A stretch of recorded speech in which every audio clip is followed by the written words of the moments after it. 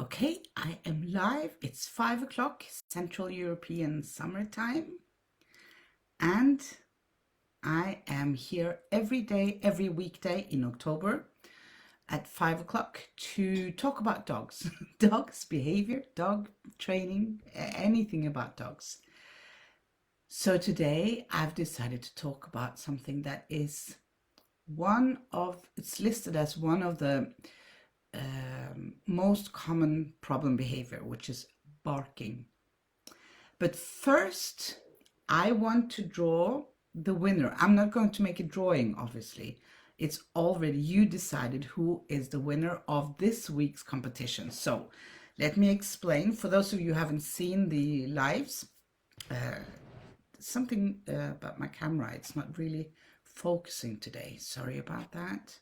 Just see if... Hold on. This is what happens when you go live, you know.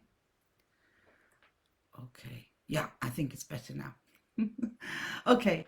So all of October, every weekday, Monday to Friday at 5 o'clock Central European summertime. That's the same time as in Vienna, Paris, you know, it's UK time plus 1 hour, I think. I go live, and every week we have a competition with great books to win, signed books. So this week's competition was posting a picture of your dog, or you and your dog when you're out on your walk in a favorite place or in a nice place that you like to be in. And the picture that got the most likes or emojis, all emojis together. It didn't have to be a thumbs up. It could be smiley or a heart or care or something. All put together is the winner. So you are deciding the winner. And when you are posting pictures and sharing with us, you have to tell your friends and everyone else to go in and click like so that you can, you know, have a chance to win as well. So today's winner is... I'm not sure if you're watching now, but it's Marion Weber Jungu from, or Junga, I'm not sure, Jungu, I think, from Austria. You posted a picture, lovely picture of your dog outside. Obviously, you were walking your dog, so it was outside, in a beautiful landscape in Lower Austria. I think you wrote in the comments. So, Marion, I will post... on the post, I will make a comment and ask you to send us an email with your full address, because then I will ask on the Lil Kvam to send to you directly in mail the book, her book, the Canine Kingdom of Scent, signed by her. So congratulations. Congratulations. There are more people saying congratulating. And if you're here and watch this live, please introduce yourself in the chat, just because I love hearing where you are. So yeah, you're here, Mariam. Congratulations. Okay, so we have Ingrid is here, Katrin is here. There are a lot of comments now. It's Friday afternoon, and I'm so happy that you are taking the time to actually watch this. If you're not able to watch it during the live, you can always find all our previous lives. They're automatically recorded on Facebook, and you can find them under videos. Okay, so the last live for this week today is about barking. I just want to talk very briefly about it. These lives are meant to be short, but I'm talking a lot. So I've seen that the previous lives this week has been up to or more than half an hour. So I'm trying to limit myself. Originally, I thought 10 to 15 minutes, but I realized that's impossible for me. So up to half an hour, I think I can do.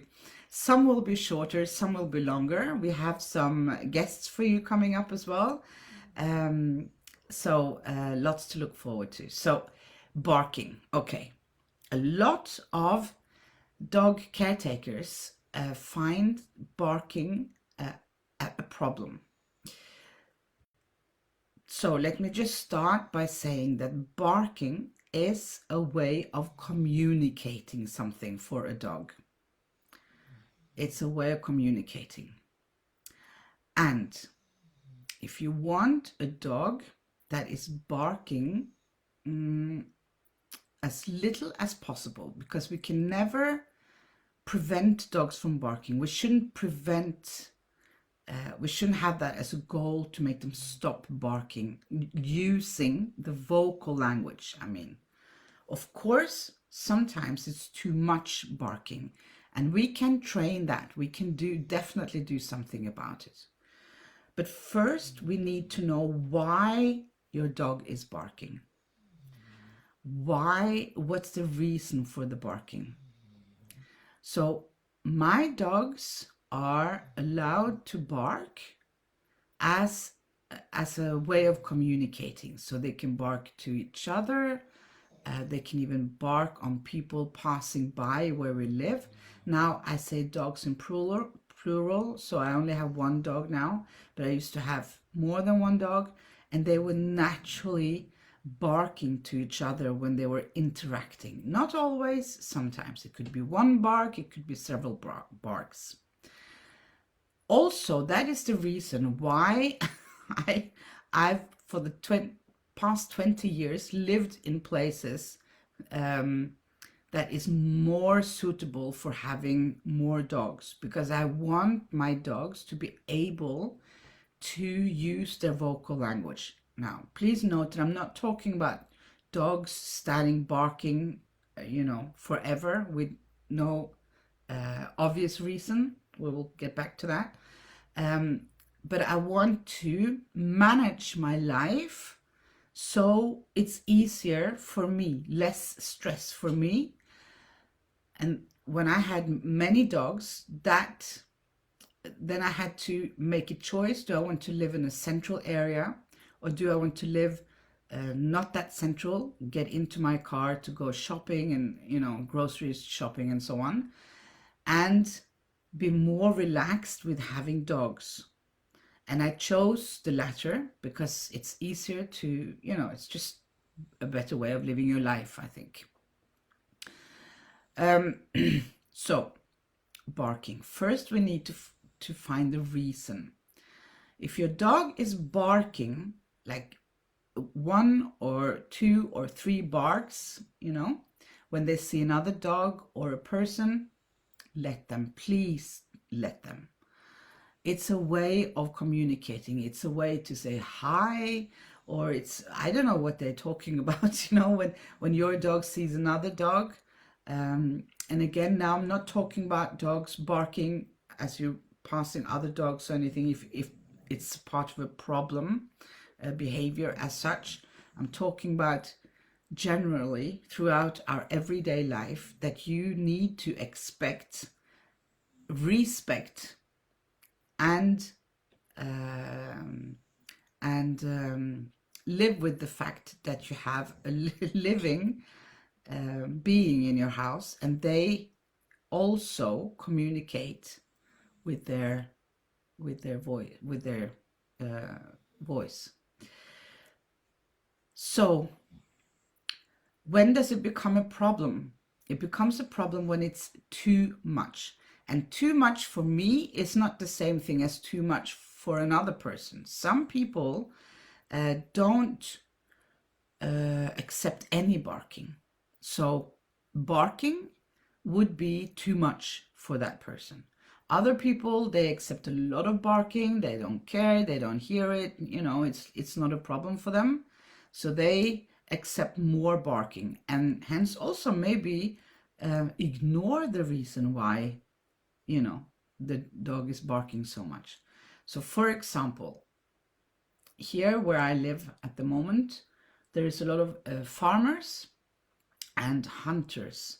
They have it's a culture to have a lot of them, not everyone, please. I'm never saying that all of them or anything, but some of these people have their dogs outside 24/7 in well, it's gotten better now the past few years, but still pretty small areas, confinements outside their house. And these dogs are there 24/7. Some dogs are never allowed inside a house, and they don't have any form of enrichment inside the cage or the crate or whatever you would call it. Like it's a fenced, it's not even a fenced area, it is like a box. So no enrichment. Unfortunately, some people don't even go for daily walks with their dog. So these types of situations, the dogs will typically bark a lot because they are bored and frustrated, and they don't get to see as many other dogs or interact. They might see them walking by, you know, their fence, but they're not allowed to or able to actually interact with them. So it's a lot of frustration barking, and I can hear that very often, every day, in the surrounding areas, especially in the evening. And they are frustrated and bored. This can happen to our dogs inside a house as well. If we have our dogs inside, your dog can start barking excessively because it's bored. It's lack of mental activities, or sometimes physical activities as well. So if your dog is barking because it's bored, you know what to do. You don't have to train the barking, so you don't have to train the dog to stop barking. What you have to do is to start activating your dog, doing things with your dog. Dogs also bark because they feel lonely and bored. It's a whole, you know, there's so many varieties, there's so many reasons. But some dogs are doing it because they're bored, and then we have to do things with our dogs, be with our dogs, give your dog more attention, take your dogs for walks, and take your dogs for enrichment and mental activities. If your dog is barking because it's frustrated, you have to find out, why is the dog frustrated? Maybe you're walking your dog a lot. Maybe you're walking your dog too much. Maybe there are kids in the house. There is a lot of commotion. There's a lot of things going on. Maybe your dog is allowed to play with the children and is very often running and chasing the children. And there's a lot of play involved and a lot of high energy activities that no one stops, that there are no other dog, or you as the caretaker is not interacting and taking the responsibility and stop and let the dog have, you know, time out from the children. This is just an example again. Then typically excessive barking is because your dog is stressed as well. So high energy, a lot of activities, and they get more easily bored because it's difficult for them to calm down. So again, you don't need to do any training. This is what people are asking me. They want to train their dog from stopping to bark. And in some instances, of course, we can do that. But first we have to look at why the dog is barking. And by reducing or increasing whatever activities the dog is in need of, the barking will then automatically be less. So if you have a dog that is barking through the window, they're constantly standing in the window, barking outside at whatever moves, it could be leaves, it could be people, cars, whatever. If your dog is allowed to stand there and bark and you ignore it, then it will continue barking. So then you have to manage the environment again. If your dog is in your sofa, it's a small dog on your sofa, you know, looking outside, then move your sofa so your dog is not able to see the window from the sofa, or take away the opportunity for the dog to go jump on the sofa and sit in the window and bark. You have to be there You have to manage the area. You can use baby gates. If you're in the kitchen, you can use baby gates so the dogs cannot access your living room or even close the door. So you are able to supervise what the dog is doing. It's all of these things are about management. Dogs can bark because they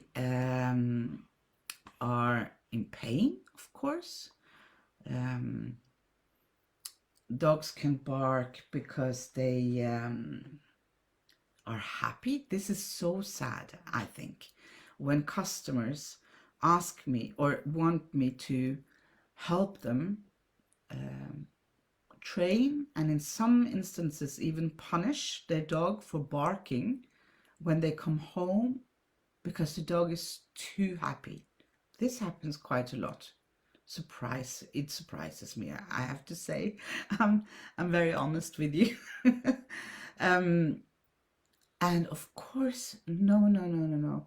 We do not punish our dogs for being happy, obviously. If your dog have been in a crate with the door closed the whole day and your dog is happy to see you, no wonder he's barking. It's expected. Also, without a crate, just being free around the house at home, they should be allowed to bark and, whatever sounds they make when they are happy. But if it's difficult for your dog to calm down, then you have to look at how you are behaving. Maybe you are even encouraging indirectly your dog to bark more. So let's say, again, this is just an example. You come home from work, open the door, your dog is running towards you, being crazy happy to see you, finally get the chance to go to the toilet, being social, all of that. And then instead of being calm yourself, we talked about this on, was it Tuesday, the live, how dogs are mirroring our behavior. So instead of you being calm and maybe even bend down or sit down and pet your dog calmly, maybe you get stressed because you are stressed. Maybe you're late and you're hungry and your blood sugar isn't right, and all of these things that happens in a busy everyday life when we get home from work. So you start barking back at your dog like, no, stop, don't do that, sit, go there, go, don't do this. That will increase your dog's stress level in this situation as well. So most likely he or she will bark more. Maybe you want to, play with your dog and say, yeah, let's go play. It's so good to see you. Yes, here is your ball. And you start throwing your ball with your dog. This is all going to just keep the stress level high and make your dog continue to bark. So it's very much to do about our behavior as well. So barking is a very natural behavior, and we should absolutely allow our dogs to bark. If it becomes a problem behavior, too much barking, more barking than normal, or if your dog, let me take one more example because it's very typical. You have a fenced garden, and your dog is out in the garden by himself, and your dog is chasing anyone that is walking past. It's a learned behavior, obviously. They learn that, I'm taking care of either my garden, or I'm frustrated because I cannot play with you, or for whatever reason your dog is learning that it's a good idea to start chasing everything that passes by your garden, because it will go away, because that's what happens. People are passing by. Your dog is not able to connect that into, okay, they're going from A to B. They just see what happens. So then again, there are absolutely ways to train this. First of all, you have to be there. Yeah, you have to be there, and you have to actively train.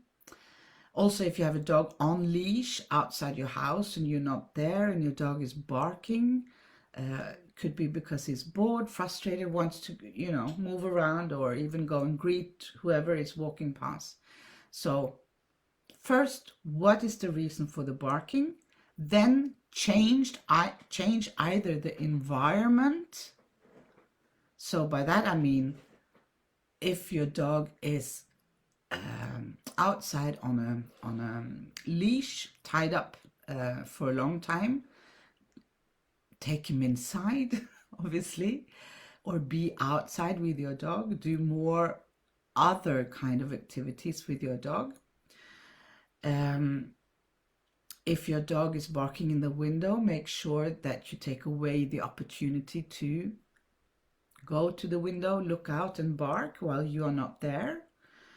And obviously, if your dog has a lack of, mental or physical stimuli or the right amount of stimuli, you have to make a plan, or no, don't have to make a plan. You can just, start doing more or less of what you should do.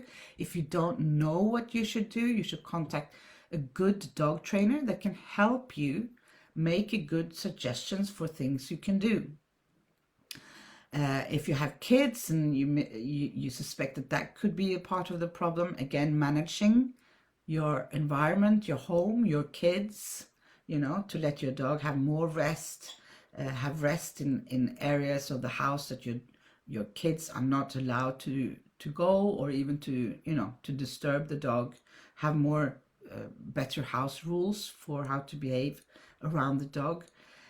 It's about our behavior, and when we change that and the dogs get what they lack, they get more of what they don't have, or they get less of what they have too much of, stimuli, then already you're 80-90% there. Some instances you're 100% there. You don't have to worry about training as such, to train your dog to stop barking.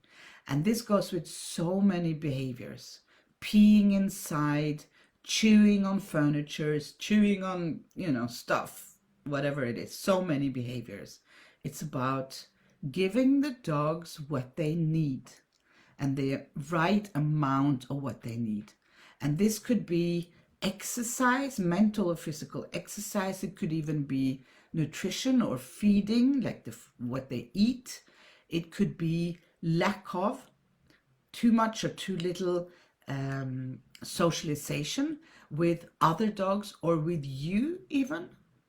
Yeah, if you're a busy person during the week, working and with kids and everything, dogs, they need to be socialized, to be social, and they also need to have to be touched actually. And this is all very individual. There's one thing that is sure: no dogs are the same. So I can't tell you that, a dog needs this amount of stimulation, or this much amount of socialization, or touching, or whatever it is. It's all very individual. But we should start by getting the knowledge of what dogs are and what they need. Yeah, basic needs. And then if you know that, you're fully capable of, I really think so, that when we know what the dog needs, or how they live, like what it's all about, what they would normally do in if we didn't have caretakers as ourselves, if they lived without a family of humans, then it's easier for us to understand what they need, and we can give them more of it. It's all about a balance. And this balance, when we do behavior consultations, very often, or I would say, yeah, very often. Sometimes, of course, it's all, it's about the dog being sick or in pain or something, but very often it's about giving the dogs what they need, the right amount of what they need, and our behavior. So again, that's why I think it's so important to know how they communicate, how they use their body language, how they use their vocal language. It's not only barking, of course, it's whining, it's what you call it, I can't remember it's in English, but they have many different sounds. And I'm sure that you know your dog very well. So when your dog is barking or making noise or a sound, you instinctively can feel what it's about, because they also did actually a very interesting study of humans, and humans, people that didn't even own a dog, and they played different barking sounds, different types of barking, and people that didn't even own a dog or have a dog or ever had a dog themselves, they were surprisingly capable of guessing the state of the dog. That they could hear that the dog's bark was, you know, based on being afraid or angry or frustrated or even sad. So we have it in us. So you have to trust your gut feeling more. You have to listen to what they are saying. Vocalization. Thank you, Monica. We have to listen to them. We have to observe them. And I know I've said this every day this week, and I will continue saying it every day this October when I go live. This is your best training tool. If you ask me what's the best tool I can have when I train my dog, I would say your knowledge of your dogs, of dogs communication skills on how they communicate, and your observation skills. Okay, so already I've been talking for half an hour, and I could go on and on and on about barking and give different examples, but again, I want these to be short lives in our both in our membership platform, the care platform, and level 1. We have more lessons from me and from Turid Rugaas, who, by the way, if you're new to us, Turid Rugaas is a Norwegian dog trainer and author. She is the how would I say, she's, of course you're not a founder, but she is the one that wrote about the calming signals. If you ever heard about the term calming signals in dogs, Turid is your person, because she is the one that actually wrote it down and published a book about it in the 90s, back in the 90s. So from then on, we started all using the term calming signals for this language, the silent body language. And she's really the expert to go to. She's been observing dogs for more than 50 years, thousands. And she really is, very valuable to that kind of knowledge. So do yourself a favor, yourself and your stress level a favor. Get the book on talking terms with dogs, and Turid also published another book about barking, and I think it's called Barking, the Sound of a Language. If you Google Turid Rugaas, you will find it. Okay, so get the knowledge. It's not that complicated. We can all do it. And before you start thinking about training, start thinking about your own behavior and the environment. Because when you would change that, you've done more than half of the job, way more, maybe in some instances, all of the job. And I wrote down yesterday that I want to do a webinar sometime about how we can train our dogs without actually doing the training, the traditional training. Okay. Any comments or any questions as such? I'm not going to answer any. I'm not going to do any individual consultations on these lives. First of all, it's pretty much guessing when we haven't seen the dog or anything. But I can answer. I'm happy to answer any general questions. So next time is Monday. I'm not doing this in the weekends. And I'll have a new competition for you on Monday and a new book to win, a signed copy. And on Monday, it's going to be, not on Monday, but we will decide the winner will be decided on Friday, next Friday. But the book for next week to win is For the Love of Dog. It's a very new published book by Pili Bianchi. And if you go to videos here on our Facebook page and you search 1, 2, 3, a couple of lives, you will find our chat that we did a week and a half ago or something, 10 days ago. It's quite new. And she has agreed to give the winner a signed copy of her very new book. Very exciting.